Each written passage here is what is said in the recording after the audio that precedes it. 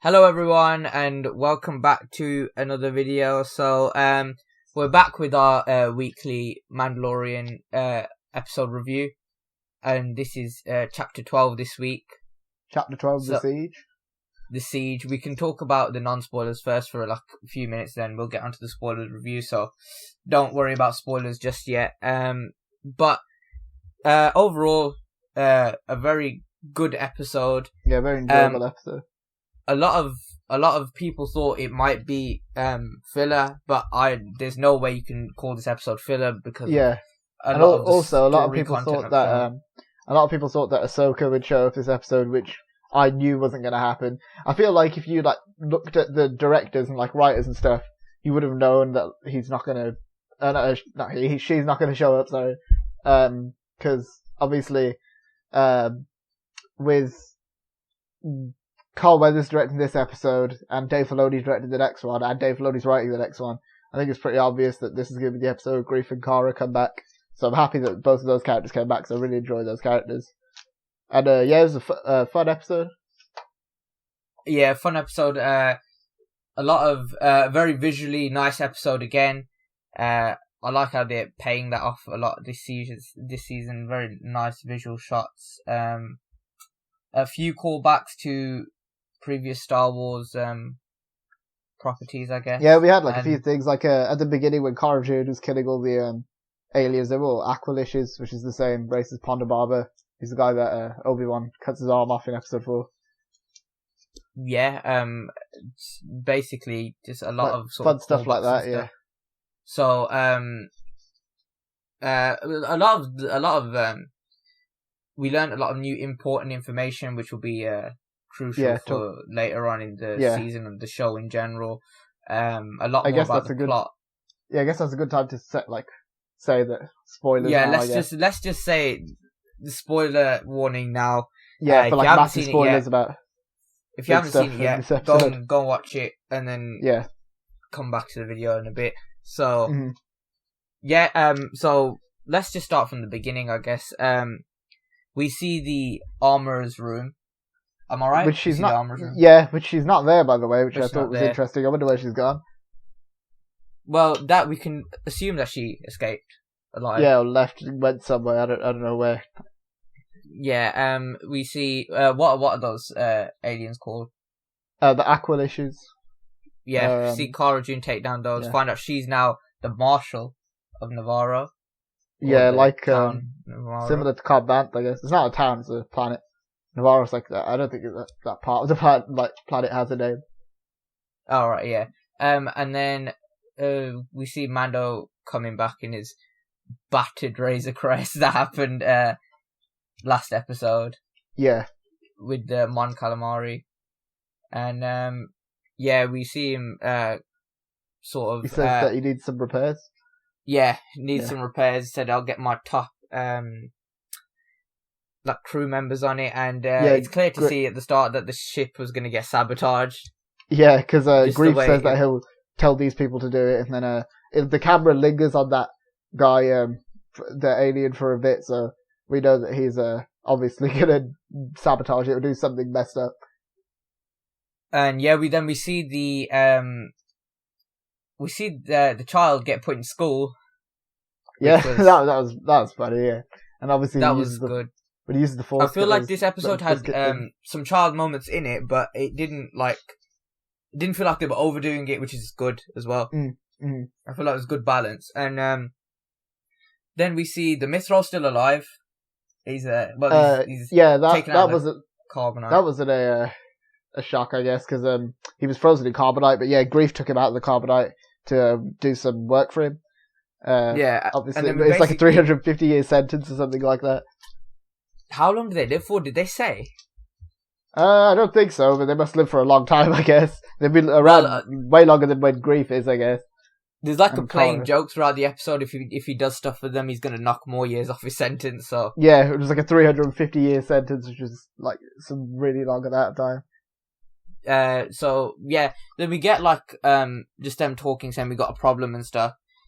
Talking about the big focus of the episode, which is the old Imperial base. Which is thought to be abandoned at first. Is it just you? Did that look like the thing from Jedi Fallen Order, like the place on Kashyyyk? It reminded me of that, like when in Jedi Fallen Order when you have to do the parkour and stuff. Yeah. There's that thing spinning in the middle. I think when we saw it in the trailer, we were talking about that as well. So yeah. Yeah, it reminded me. It looked a lot like Jedi Fallen Order. It looked nice. Like the way this episode was directed was really good. Like I don't know if this was Carl Weathers' like directorial debut. Like I don't know if he's ever directed anything else before, but if it is, then it was really good. I hope they get him to direct more episodes. He did a really good job. I agree. And then we see them go to the Imperial base, trying to obviously take it down. Thought to be sort of a quick operation, I guess. Because they just wanted to get in there, blow it up, and leave. Until they explore, not explore, they do explore for a bit, and then they find the big sort of reveal of this episode, which are the clones. They're not clones. I mean, not like clone troopers, I guess. Clones in quotation marks. We don't know what they are properly. Yeah, well, we find they see some sort of test subjects in like a tube sort of thing, in like a lab, and there's a hologram message there from Dr. Pershing, and he says that to Moff Gideon that he's tried to infuse the child's blood with certain test subjects because he doesn't really say why, but he says that the test subject rejected it, and he said we need to get there's no donor with a higher M count, which is obviously a midichlorian count, so that's important for later in the episode. But we know that Moff Gideon wants the child's blood for midichlorians now because he's strong, like really strong in the Force.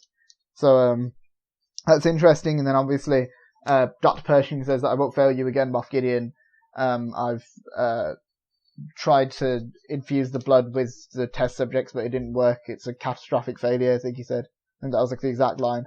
And then we see like a lot of fun action. Action was really good in this episode. And see biker scouts, obviously, with on the speeder bikes. I thought that part was kind of funny when like two of them tried to like go through that gap together and just bash into each other and explode. Yeah. It's like, they're so stupid, biker scouts are.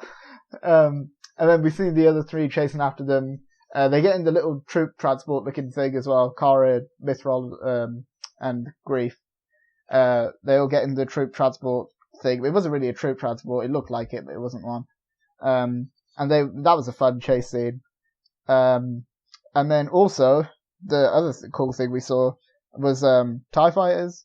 We haven't seen any TIE fighter pilots since Rogue One, pretty much. Original trilogy TIE fighter pilots, at least. They looked really good as well. I thought their suits looked really cool. Yeah. And then a lot happens. Obviously, we have a lot of fun chases. Mando comes in the Razor Crest, the repaired Razor Crest, and blows up the TIE fighters. And I thought that was a cool entrance at the end when he the Razor Crest. And then the child starts screaming, and that was kind of funny as well. And he throws up at the end. They had a lot of like cute scenes with the child, like fun. This is what I mean with the child. This episode, there's a lot of good scenes, but it doesn't feel like they're overdoing it or trying to force it. Yeah, it's like that scene at the beginning as well with the wire, where he was messing around with the wire. Oh yeah. Well, but yeah, they, like you said, they didn't overdo it, which was good. And then obviously we see Mando and Grief and Caro kind of come back together again, and then we have that scene where they don't really come back together again. He just flies, sort of like he talks to them, and they just that's what I mean. Like he talks to them and then goes, not comes together. Sorry, talks to them on the comms, and then flies off. Yeah. Which that was it was good to see them obviously talking again and doing stuff again. But I wish they kind of one thing I would have liked is if they went with him, but I guess it's not a huge deal. I guess they've got their responsibilities in Navarro now, I guess. Yeah, especially since Cara Dune's the Marshal now. Yeah. And then another big thing in this episode, we see Captain Carson from the second episode of the season come to Navarro, and he asks Grief about the Razor Crest, and says like, where is he and all that. And then Grief, of course, says that we like the scanner thing, like that picks up the comms from ships. That obviously doesn't register anything properly. So it's a mistake. And then they do make references as well to a lot in this, like with Coruscant. They mention Coruscant like twice in this episode, which is interesting. And they mention Chandrila as well, which is like the capital of the New Republic. And then we also see him go out to Cara Dune and talk to her for a bit, and then he puts that little badge thing down to say that I'm sorry that you lost all the people on Alderaan, and well, pretty much he's saying come and join us again, which is interesting. And we see Cara Dune kind of look off into the distance, and we see what she wants. Like we don't really know what she wants, I guess. Does she want to stay on Navarro, and maybe part of her wants to go back with the rebels? And then the final scene, which is just a very interesting thing. We see that alien from the beginning of the episode talk to an Imperial officer on the hologram projector thing, and then she goes to Moff Gideon, and Moff Gideon's in a room with some new stormtroopers and some scientists.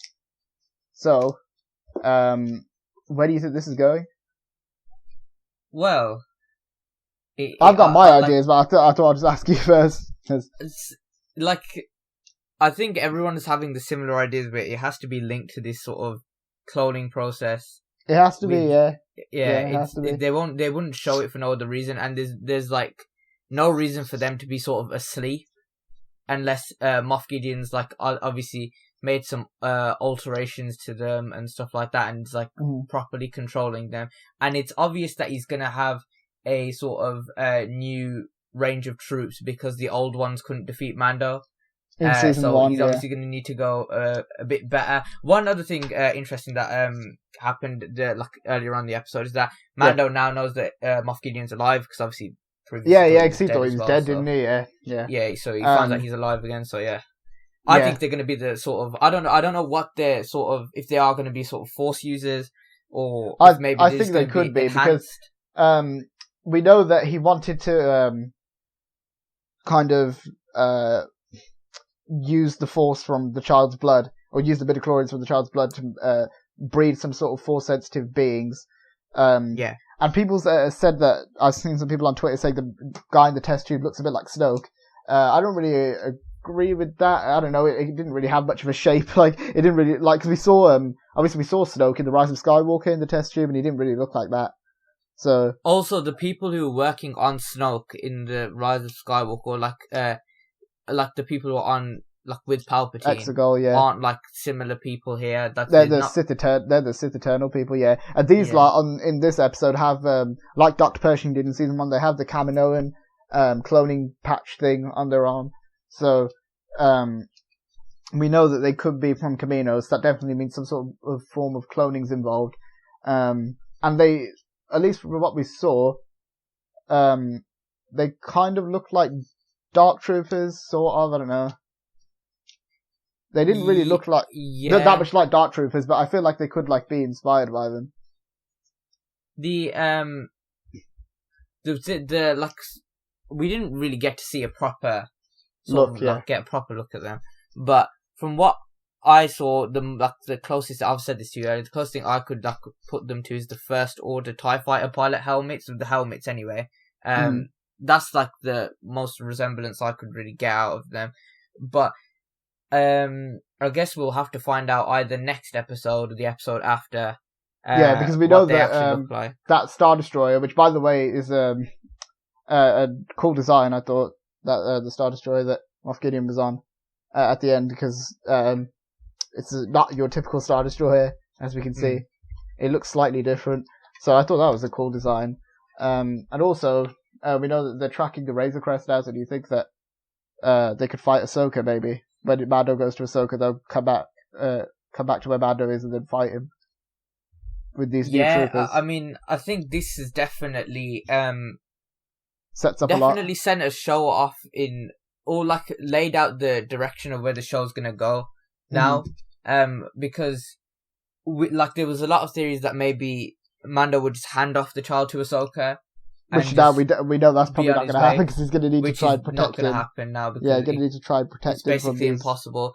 I feel like we could see this sort of rebel situation where Ahsoka could join them on their adventure, how she did with. Yeah, it depends. I guess I don't know. It depends where Ahsoka and Sabine are in their like journey as well. I guess. Yeah, I mean, I feel like we could see those two join them on their adventure because I feel like they're gonna have to be on the move now. Because obviously they want to create more. We can assume that this first batch that Moff Gideon has in his sort of chamber thing, are the successful ones, and that if they are all killed, without the child, they cannot create any more. So I guess the main objective would be to kill them, I guess. Yeah, and it kind of reminds me of the Force Unleashed 2, where they cloned like loads of Starkiller and Darth Vader had like loads of them coming out of test tubes, just like trying to kill him at the end of the game. Or even in Battlefront Elite Squadron, which is like a game on PSP, they had in the story for that they had like the character called X1, who's like a clone who turns evil. He's like he has force powers and stuff. He makes an army of dark side users as well. So maybe they'll do something similar to. You know what it reminded me of, and this is going to be a very stupid comparison. That laughter's not a very reassuring thing. Is what you know in one of the Lego Star Wars series. Oh, no, Jet 14. Yeah, it reminded me of that. It reminded me of that for some reason. I don't know why. It reminded me of that. It could be similar. He could shoot lightning out of his hands. Maybe they can. I don't think they'll shoot lightning or anything, but maybe it's like Jet 15. Maybe. Do you think they'll be as strong as the child? Like, because they took the blood from the child. Do you think they'll actually be able to force choke people and stuff? Then I don't know. Cause we haven't really seen this in canon, have we? Where they take blood from somebody strong in the Force and infuse it in someone else. So, I don't know, maybe. It'd be interesting to see what happens, to be honest. And they could turn out to be very, very cool characters. And very powerful, yeah. I don't know if there'll be much character to them. They'll probably be more like stormtroopers, but hopefully their design is good, because we didn't really get like a great look at it this time. I mean, we saw like the back of it and then like loads of them in a row. I need to have a better look at them to see what they look like. I mean, we also talked about how they could potentially be Inquisitors. Yeah, that's a possibility. I don't think that's as likely as like just a super like force powered clone army, but I think it could have like. I think the clone army is a cooler concept in my opinion. Yeah, same. We've seen Inquisitors quite a lot. And think about it. Look at what the clones did to the Jedi the first time. They didn't have force powers. Imagine what they could do now if they had force powers. And I think this could link back to Boba Fett as well, because in Battlefront 2, the like original Battlefront 2, Boba Fett, there's like a mission where you play as Boba Fett, and he wanted to kill all the clones, like the ones that were left. So you go to Kamino and kill all the clones. Maybe Boba Fett will have some sort of similar motivation this season, where he'll find out about this, and he's like, "This isn't what Jango Fett would have wanted," and then he goes and kills them. I don't know. There's loads that could be an interesting way to tie it in, but these are obviously all just theories for now until stuff later confirmed. But I'm pretty sure we can expect Ahsoka next episode because of definitely, Dave Filoni directing it and writing it, and maybe these troopers next episode towards the end possibly. Maybe the episode, probably most likely the episode after. If they're gonna, because for the last like half of the season, when they're gonna just like definitely just kick into the story and stop with like all the sort of side quest sort of things. Yeah, because I definitely think in the next half, we're gonna see. Yeah, because this is the midway point, isn't it? Yeah, I don't think we're gonna see much side sort of missions or quests at all for Mando, and we're just gonna see mainly. Yeah.